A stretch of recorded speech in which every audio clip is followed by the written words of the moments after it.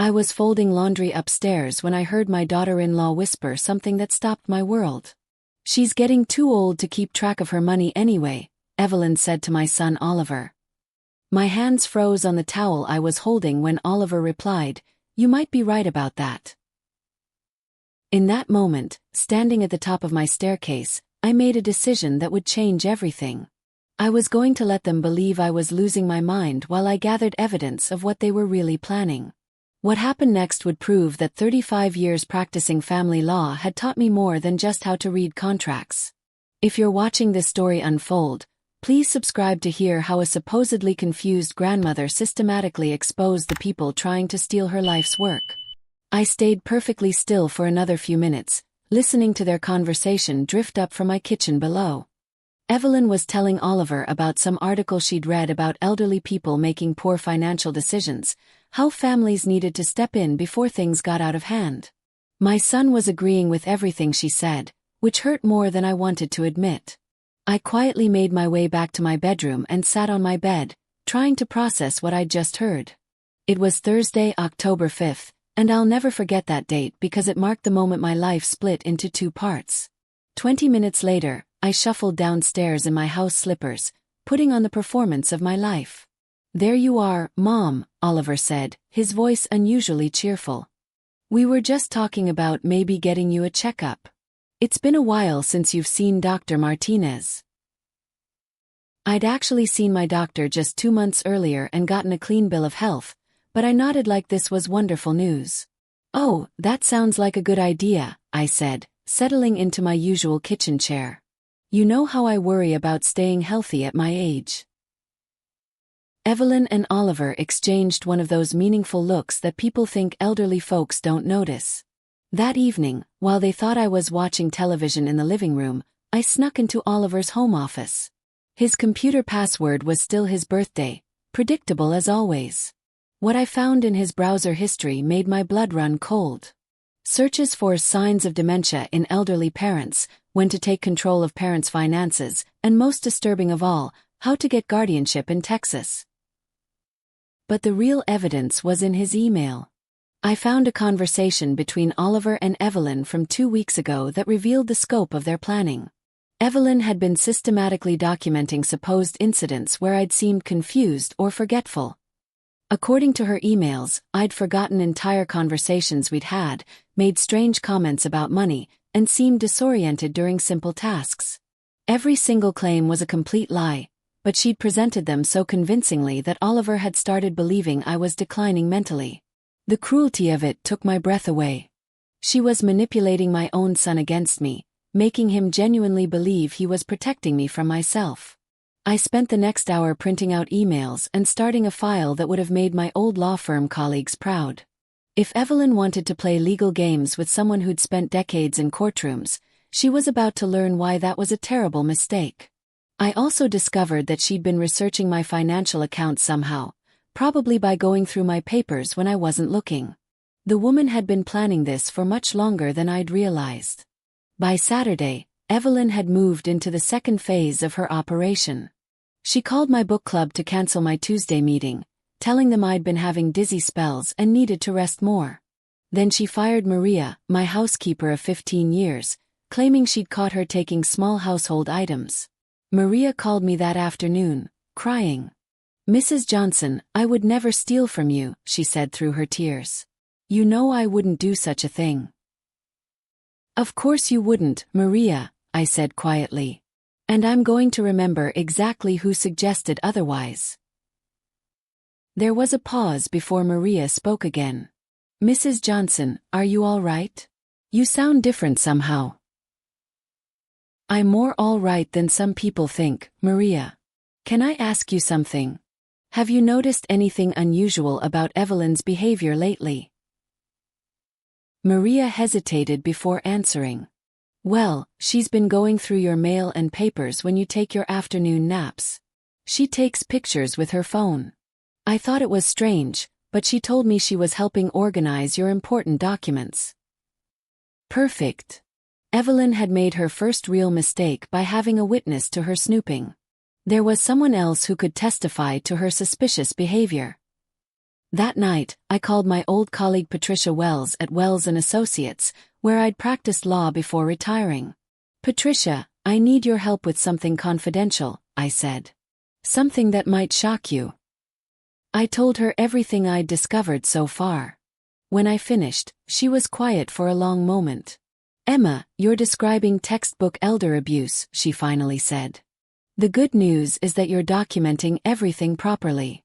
The bad news is that this kind of systematic manipulation often escalates quickly. You need to be very careful about your safety while we build a case." "What do you mean by escalate?" I asked, though I was afraid I already knew the answer. "I mean they might try to create evidence of the mental decline they're claiming exists. Medication tampering, induced confusion, sometimes even accidents that aren't really accidents." Sunday evening brought Evelyn's masterpiece suggestion.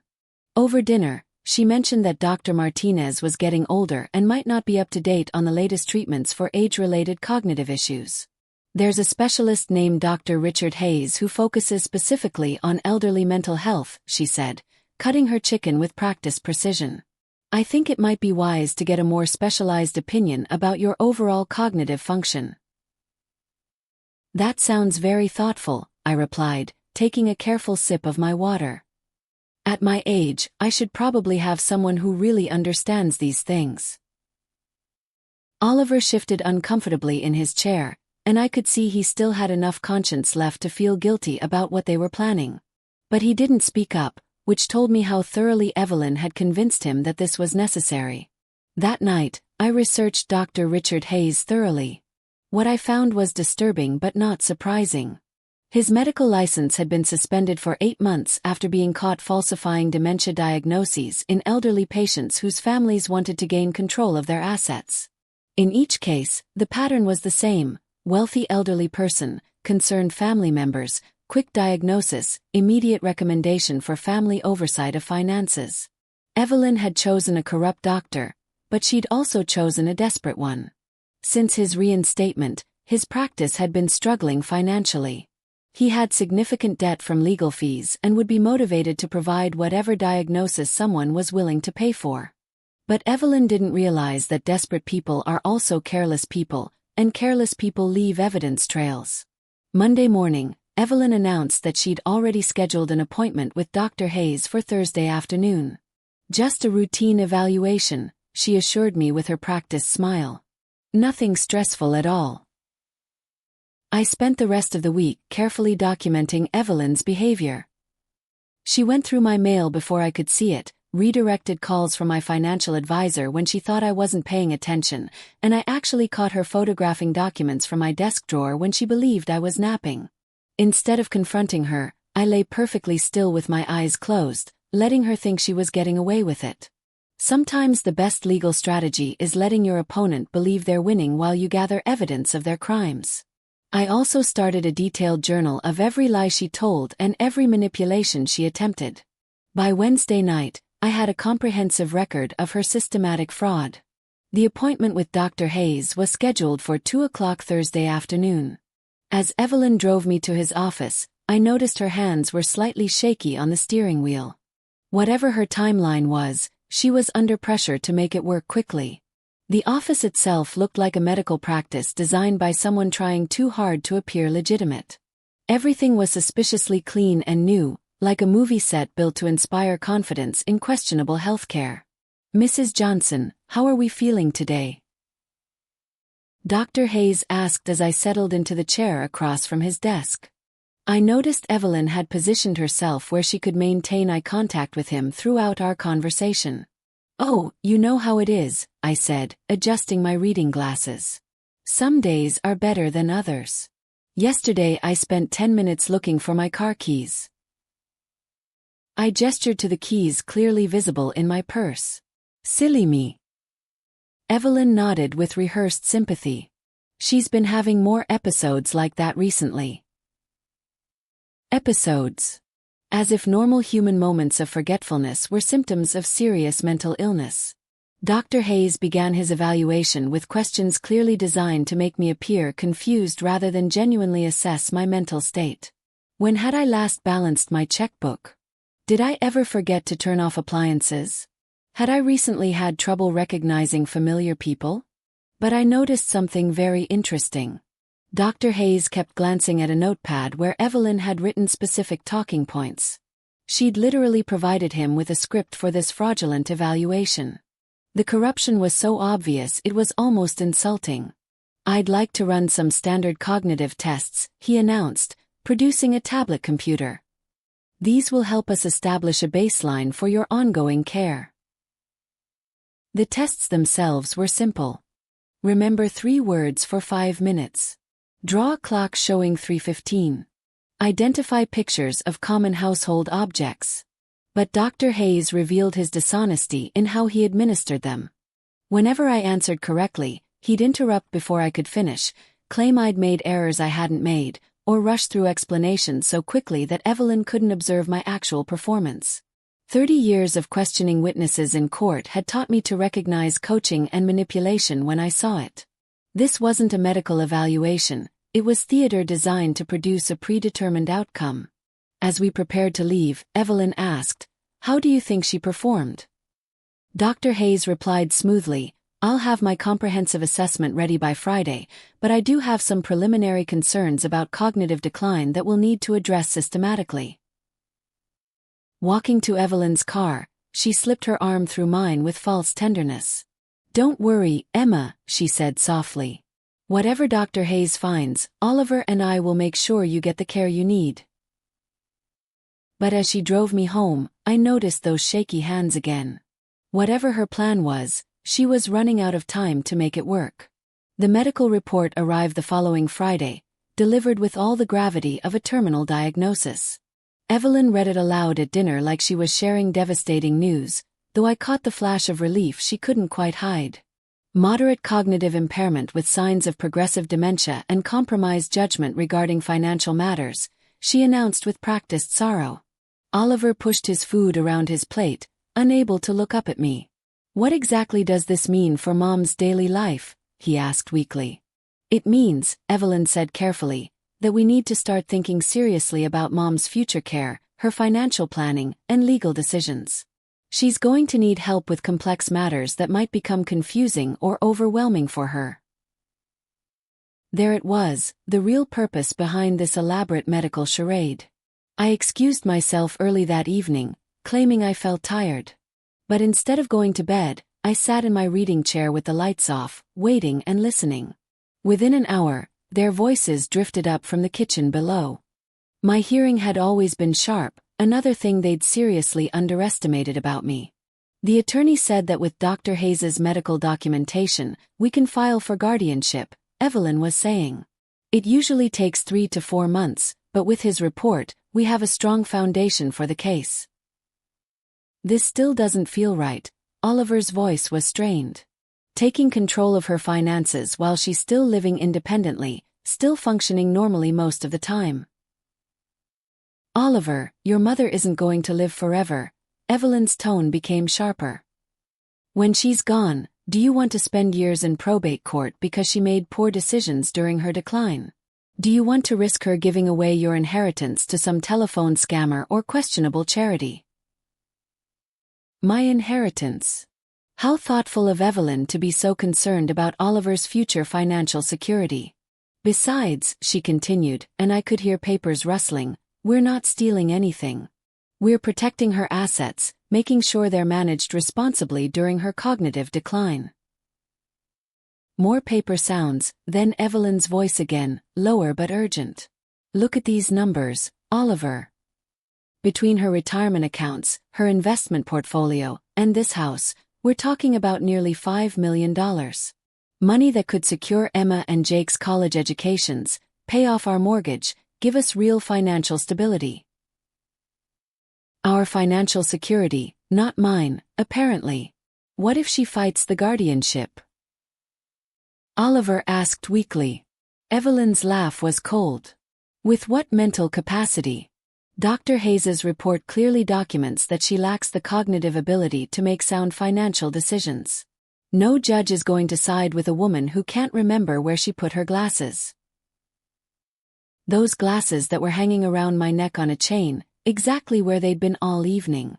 I made my way back to my bedroom, but sleep was impossible. Instead, I opened my laptop and began doing what I'd done best for 35 years, building an airtight legal case. If they wanted to fight in the courts, they'd just challenged someone who'd spent decades winning there. The next morning, I launched into my new performance as a confused elderly woman. I shuffled around the kitchen in my bathrobe, forgot to turn off the coffee maker, and asked Evelyn twice what day it was. Every befuddled moment was carefully calculated, every mistake deliberately performed. Meanwhile, I was conducting my own systematic investigation. A thorough review of my bank statements revealed some fascinating discoveries. $15,000 had been withdrawn over the past 6 months for home health consultations I'd never received. Another $8,000 had disappeared for medical equipment that had never materialized.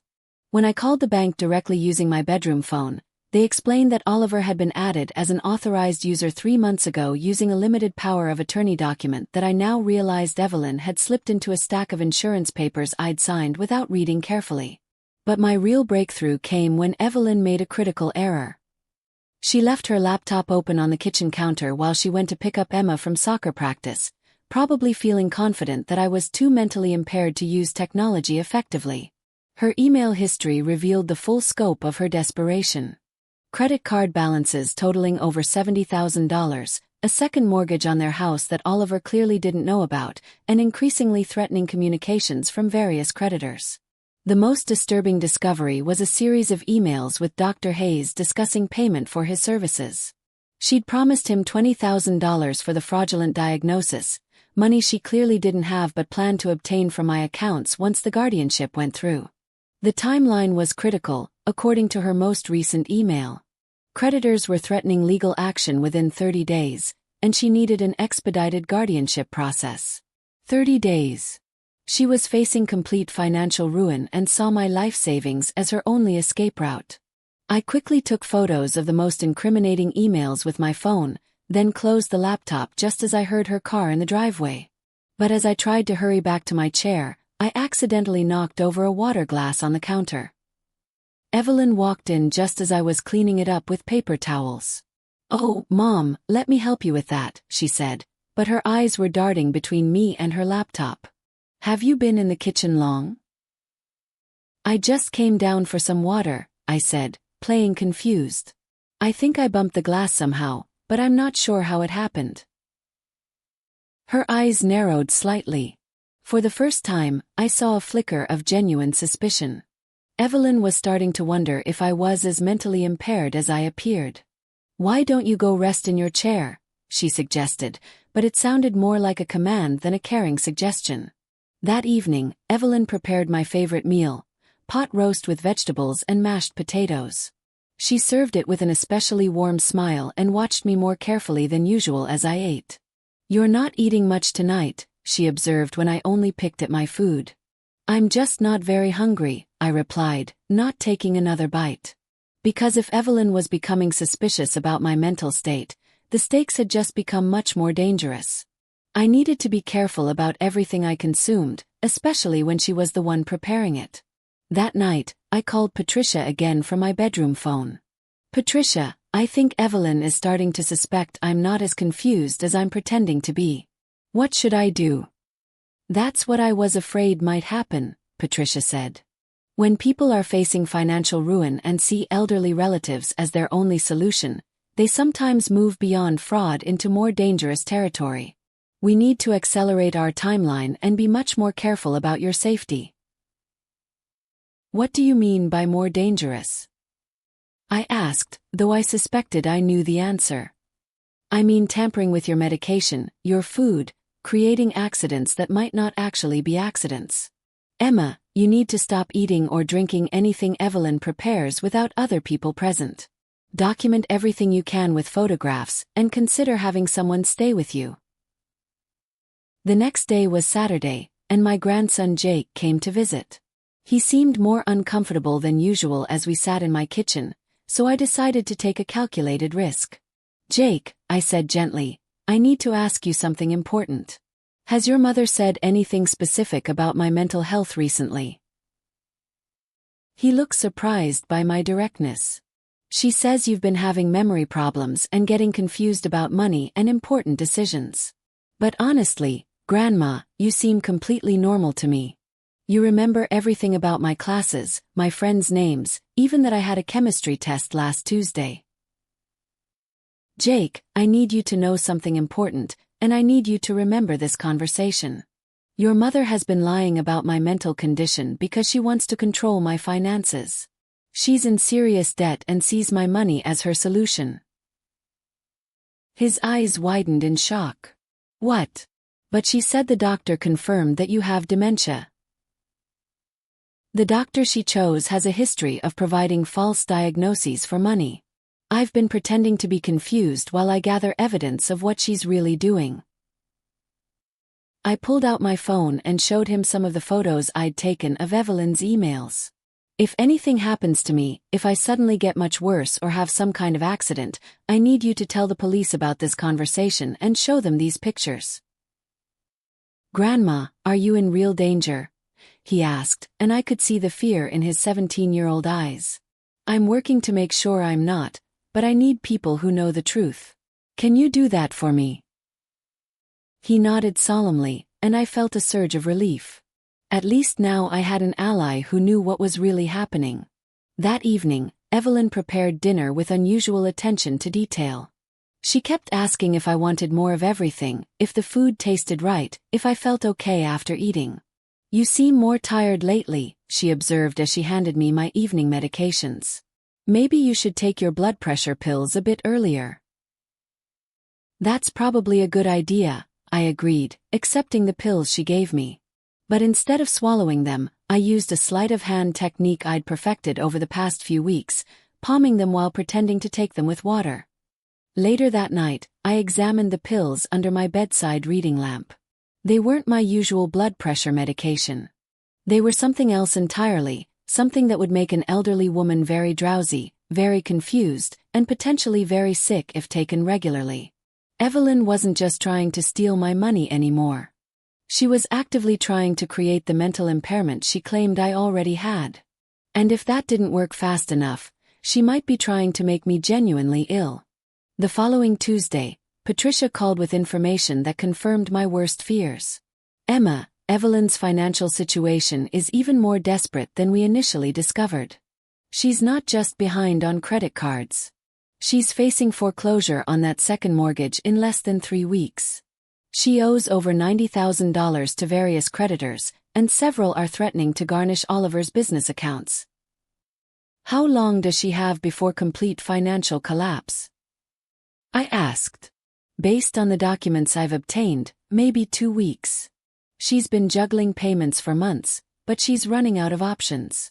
Everything makes sense now. The accelerated timeline, the increasing risks she's taking, the wrong medication. She wasn't just greedy, she was facing financial ruin in a matter of days. There's something else, Patricia continued. I found evidence that Evelyn has been researching other elderly individuals in your area. This appears to be her specialty. She's done this before, just on a smaller scale. You mean I'm not her first victim? Based on what we've discovered, you're her most ambitious target, but not her first. She appears to have successfully manipulated smaller amounts from at least 2 other families using similar techniques before she married Oliver.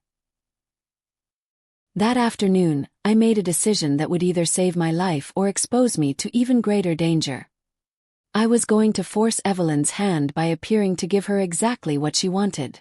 Evelyn, I said over dinner, I've been thinking about what Dr. Hayes discussed with us. Maybe you and Oliver are right about me needing help with my financial affairs. Evelyn's fork stopped halfway to her mouth. What exactly do you mean, Mom? I mean, maybe it's time to admit that I can't handle these complex matters anymore. If you think guardianship is the right choice, I won't fight the legal process.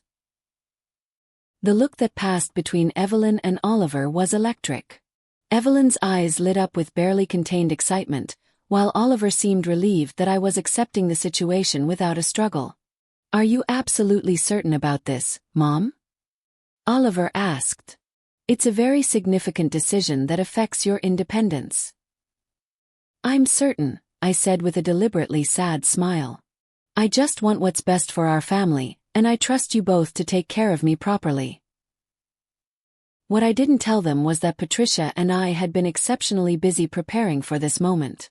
We'd obtained an independent psychiatric evaluation from Dr. Elizabeth Chen at the University Medical Center, which confirmed my complete mental competency. We'd documented every fraudulent transaction with bank records and precise timestamps. We'd gathered evidence of Dr. Hayes's corrupt practices and Evelyn's mounting financial desperation. Most importantly, we developed a plan to expose them that didn't rely on illegally obtained recordings or evidence that might be thrown out of court.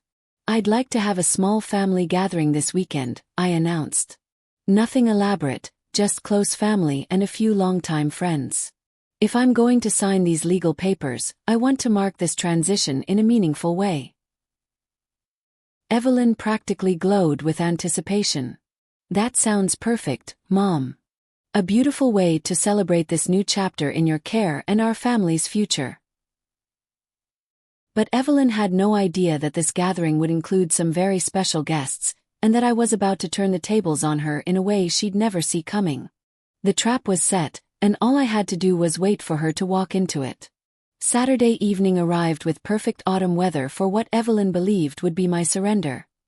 She'd spent the entire day preparing for what she saw as her victory celebration, inviting several neighbors and some of Oliver's colleagues.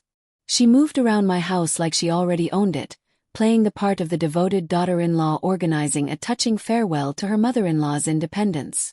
What she didn't know was that I'd made some very specific additions to the guest list. "Mom, you look wonderful tonight," Oliver said as guests began arriving. He seemed genuinely emotional about what he believed was my graceful acceptance of diminished capacity. The guilt was eating him alive, but he'd convinced himself this was the right thing to do. "Thank you, sweetheart. Tonight feels like the beginning of something very important," I replied, adjusting the pearl necklace I'd worn to every significant family event for the past 20 years. Evelyn glided through the room like a hostess at her own celebration, accepting sympathy and praise for her selfless dedication to caring for me. Several guests commented on how fortunate I was to have such a devoted family looking out for my best interests. "It's not easy," Evelyn said with practiced humility, "but family takes care of family. We just want what's best for Mom." Among the guests were Patricia, whom I introduced simply as my longtime family attorney, and Maria, my former housekeeper, whom I'd invited to help serve refreshments. Evelyn's face tightened when she saw Maria, but she couldn't object without seeming petty or raising suspicions. Also present was Dr. Elizabeth Chen from the university, whom I'd introduced as a family friend who happened to be a psychiatrist. Evelyn didn't seem to recognize the significance of that detail. "I'd like to say a few words," I announced once everyone had gathered in my living room. The room fell silent, and Evelyn beamed at me encouragingly from her position near the fireplace. "Of course, Mom. This is your special evening." I stood in front of my mantel, looking out at the faces of family, friends, and neighbors. Some were genuinely concerned about my well-being, others were simply curious about the evening's purpose, and one person was practically vibrating with anticipation. "Thank you all for being here tonight. I asked you to come because I wanted witnesses for something significant that's been happening in my life." A few sympathetic murmurs rippled through the crowd, and Evelyn nodded with practiced sadness.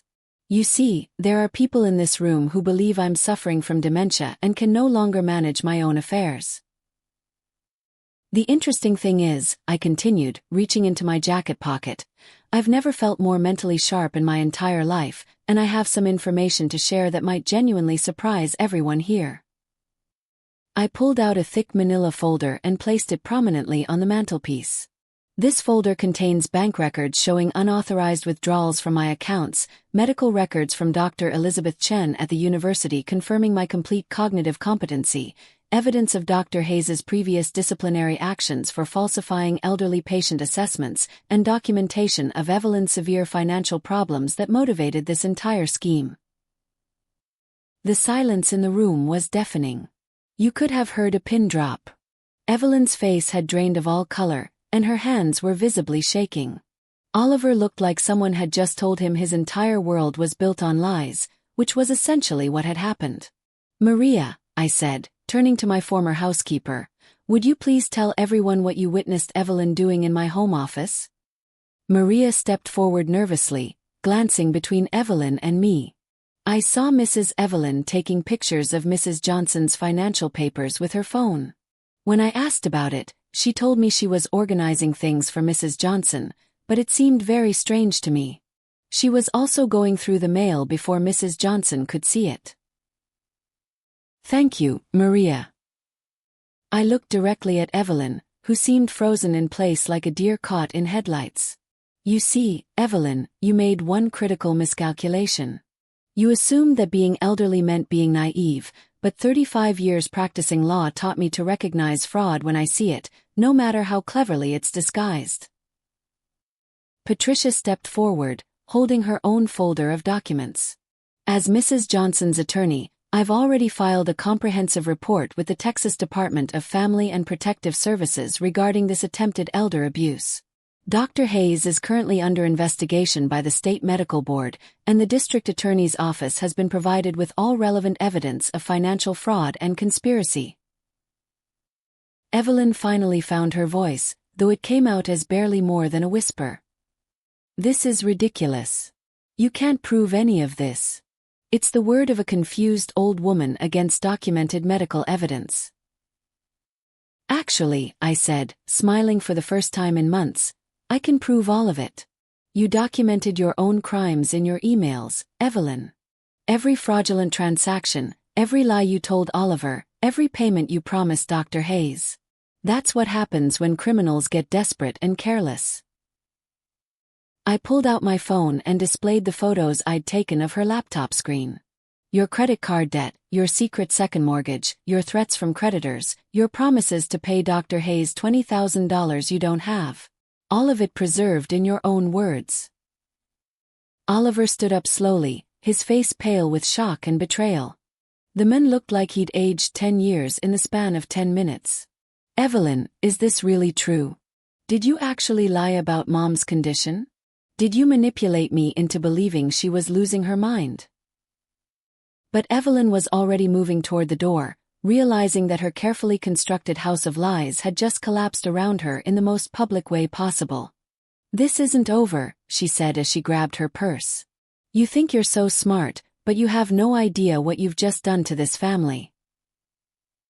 "What I've done," I replied calmly, "is protect myself and my son from a systematic fraud that could have destroyed us both financially and emotionally. What you've done is commit multiple felonies that will likely send you to prison for a very long time." The room erupted in shocked conversations as Evelyn stormed out, but I felt nothing but deep satisfaction. She had tried to steal my independence, my dignity, and my life savings. Instead, she just learned why you should never underestimate a woman who spent her career fighting for justice.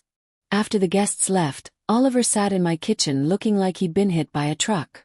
"I can't believe I fell for her lies," he said quietly. "I genuinely thought you were declining, Mom. She showed me specific incidents, made me doubt my own observations of your behavior. I thought I was protecting you from making mistakes that could hurt the family. What exactly convinced you that I was becoming confused?" I asked, pouring him coffee with perfectly steady hands. "She claimed you'd had conversations that never actually happened. She said you'd made questionable financial decisions that seemed out of character. She told me you'd become defensive and angry when asked about money, which she said was a classic sign of early dementia." Oliver rubbed his face with both hands. "She made it seem like we were protecting you from making mistakes that could destroy your financial security and leave you vulnerable to scammers. I thought I was being a good son by stepping in before things got worse." The manipulation had been sophisticated and systematic. Evelyn had exploited Oliver's love for me, turning it into a weapon against both of us. "Oliver," I said gently, "I need you to understand something. In all my years practicing law, I've seen families destroyed by lies, assumptions, and failure to communicate directly. The lesson here isn't just about Evelyn's crimes. It's about talking directly to the people you love instead of letting others interpret their behavior for you. I should have come to you directly with my concerns, he said. I should have asked you about the things she was claiming instead of just accepting her version of events. But she was so convincing, and she seemed so concerned about your well-being. She was convincing because she's a practiced manipulator who's done this before, I replied. This wasn't opportunistic crime, Oliver. She's been planning this systematically for years. The next morning, Patricia arrived with final updates from her investigation. The scope of Evelyn's deception was even broader than we'd initially suspected. Evelyn had been systematically stealing from Oliver's business accounts for over a year, Patricia explained as we sat in my living room. She'd also forged documents to secure that second mortgage on their house. Most disturbing of all, we found evidence that she'd been researching methods for inducing cognitive symptoms in elderly people. You mean she was actually trying to make me sick? I asked, though I already suspected the answer. Those pills she was giving you weren't your blood pressure medication. They were a combination of substances that would cause confusion, dizziness, memory problems, and disorientation. She was literally trying to create the symptoms she claimed you already had. Jake, who'd been listening from the kitchen doorway, came in and sat beside me on the couch. Grandma, I'm so sorry I didn't figure this out sooner. I should have questioned what she was telling me about your condition instead of just accepting it. Sweetheart, you helped me when it mattered most by trusting your own observations over her lies. That took real courage for someone your age. What's going to happen to her now? He asked, the question everyone was afraid to voice. Evelyn is facing multiple felony charges that could result in 12 to 15 years in federal prison. Dr. Hayes will likely lose his medical license permanently and face significant jail time for medical fraud. The legal system will handle them appropriately.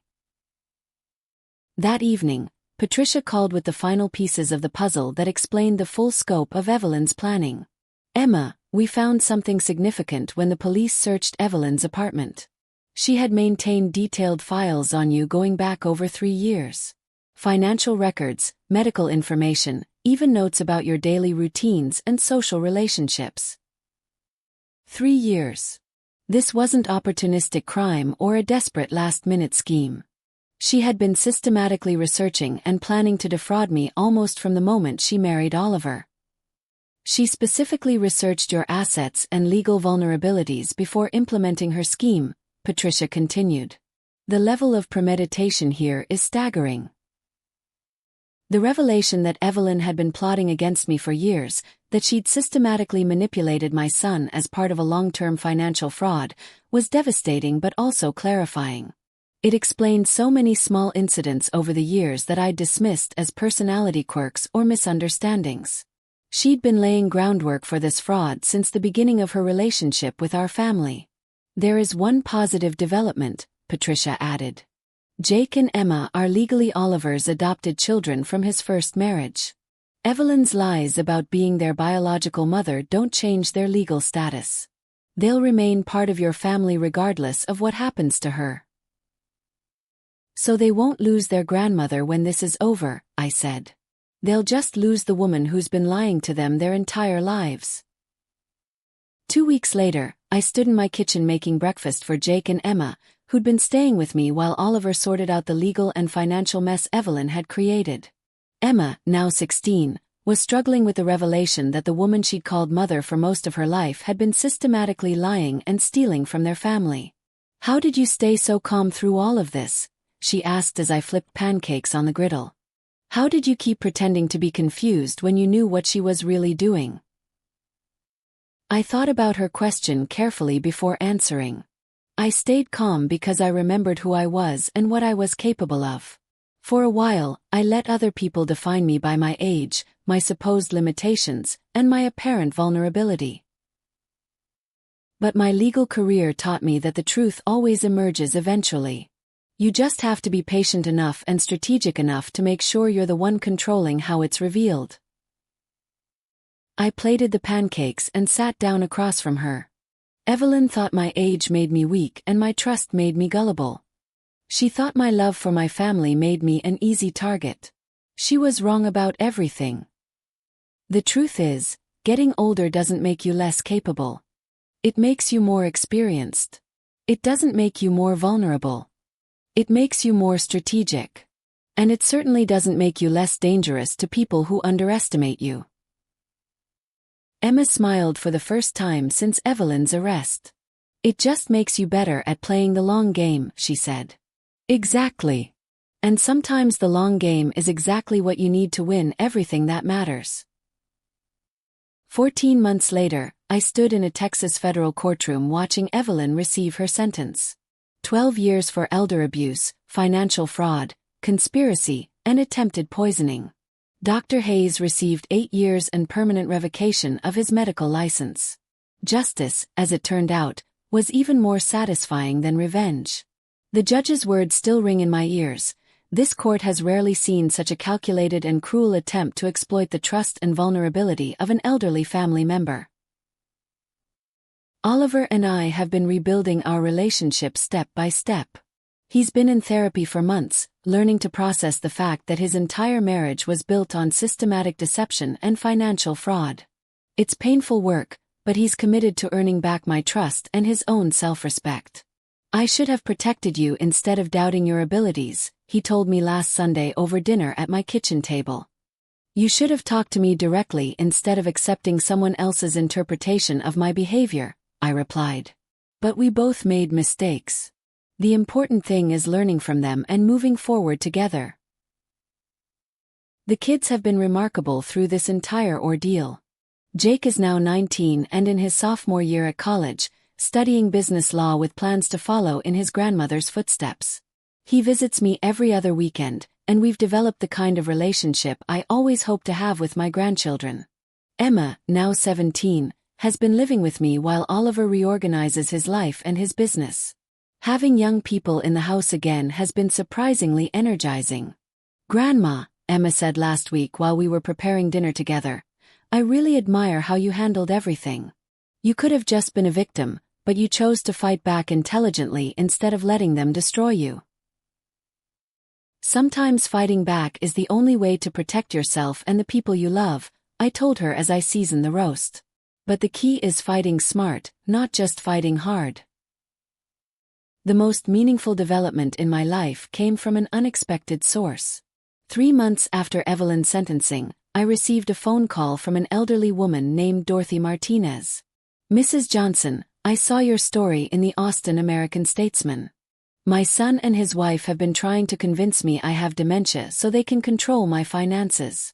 I don't know what to do or who to trust anymore. That phone call led to another, then another. Within 6 months, I was consulting on elder abuse cases throughout Texas and neighboring states.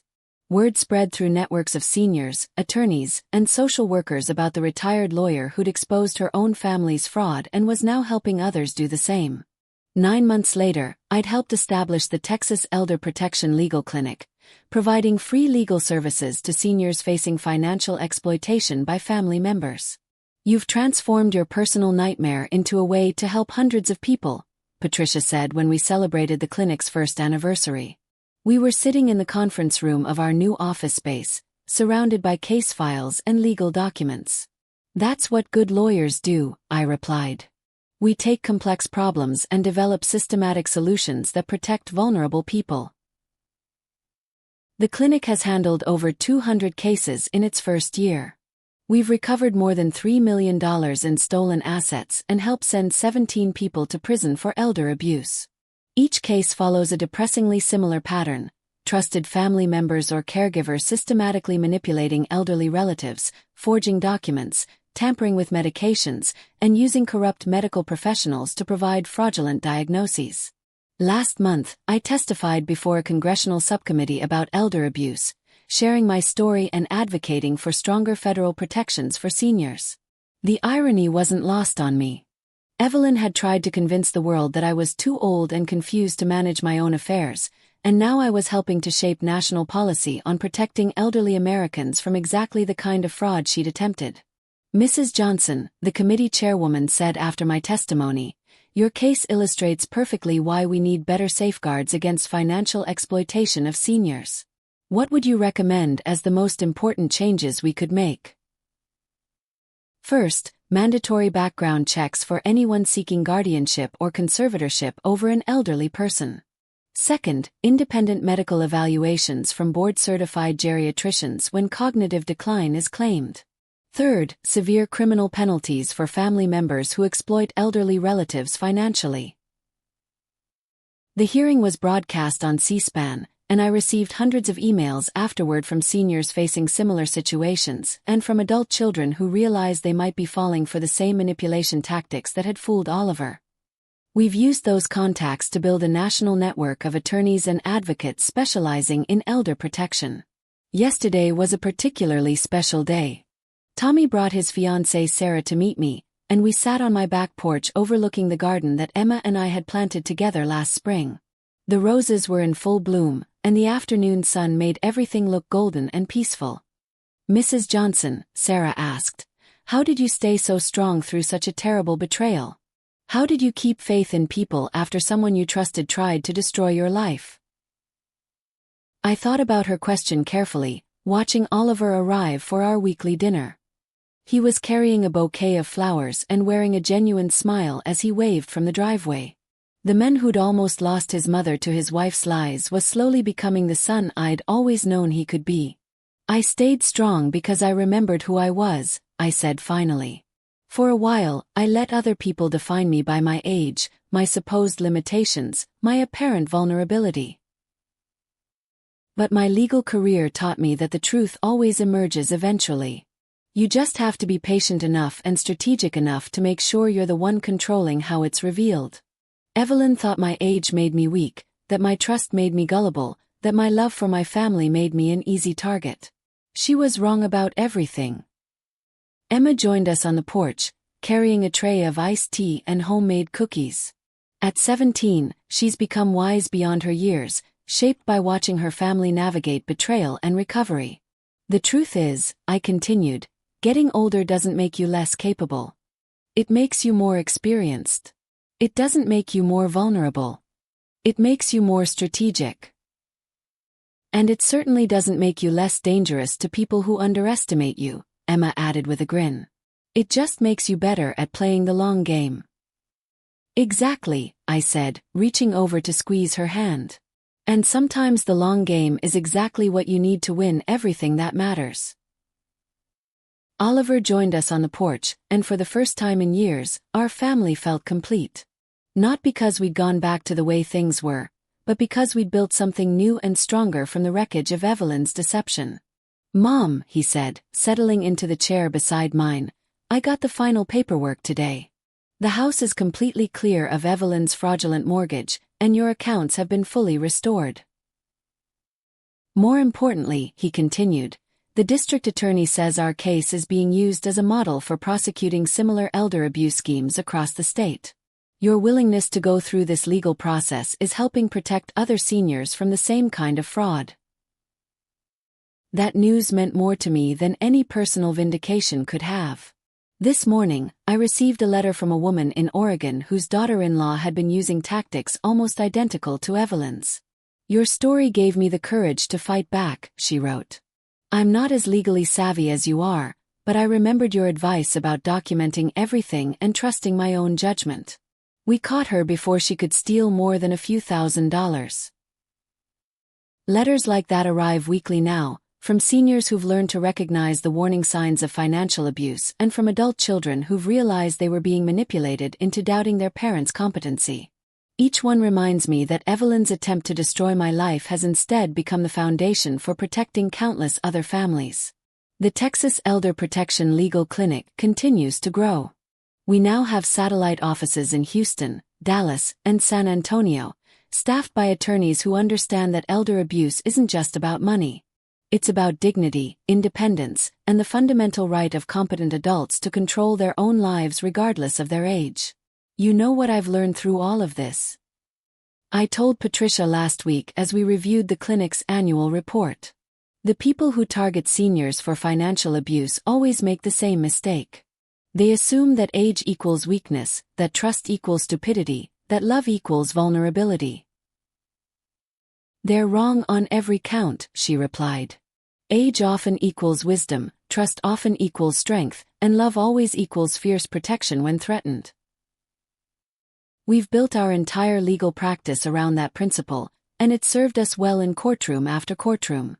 As I finish writing this story, I'm sitting in my home office surrounded by thank you letters from families we've helped, legal briefs for upcoming cases, and photos of my grandchildren at various milestones. Emma graduated high school last month with honors and will be studying criminal justice in the fall. Jake is interning at a law firm this summer and calls me regularly for advice about legal strategy. Evelyn thought my age made me an easy target. She thought my love for my family made me vulnerable to manipulation. She thought my trust made me gullible and my independence made me isolated. She was spectacularly wrong about everything. What she didn't understand is that getting older doesn't make you weaker. It makes you wiser. It doesn't make you more vulnerable. It makes you more strategic. And it certainly doesn't make you less capable of fighting back when threatened. It just makes you better at playing the long game. And sometimes, the long game is exactly what you need to win everything that truly matters.